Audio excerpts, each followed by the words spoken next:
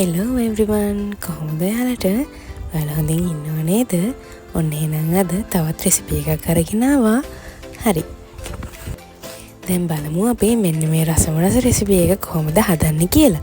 මුලින්ම මම මේ විදිහට ලුණු ගෙඩියක් කපාගෙන ඊට පස්සේ තක්කලි ටිකකුයි අමුවිරිස් ටිකකුයි කපා ගත්තා. මම මෙතන ගාලික් ටිකක් අරගෙන තියෙනවා. ඒක චොප් කරගෙන තියෙන්නේ. පෑන් එකක් ලිපේ තියලා ඒකට ඔයිල් ටිකක් දාලා ඒකට සුදුලුණු ටික දාලා සුදුලුණු ටික හොඳට ෆ්‍රයි වෙද්දී ලුණු ටිකයි මිරිස් ටිකයි එකතු කරගෙන හොඳට කලවම් කරගෙන ඒකට මිරිස් කුඩු 3-5 කුඩු කහ කුඩු ඒ වගේම කෑලි මිරිස් එකතු කරලා අවශ්‍ය ප්‍රමාණයට ලුණු ටිකකුත් එකතු කරගන්න.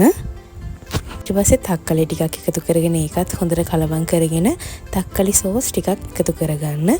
ඊට පස්සේ ටිකක් එක පෑන් එකේ රත් වෙන්න දීලා වතුර ටිකක් එකතු කරගෙන වතුර ටික රත් වෙගෙන එද්දි මේ විදිහට එකින් එක බිත්තර එකතු කරගන්න. ඇත්තටම මේක රසමරස කෑමක්. ඔයගොල්ලොත් හදලා බලන්න. පාන් එක්ක, බත් එක්ක, නූඩල්ස් එක්ක රහ කර කර කන්න පුළුවන් කෑමක්.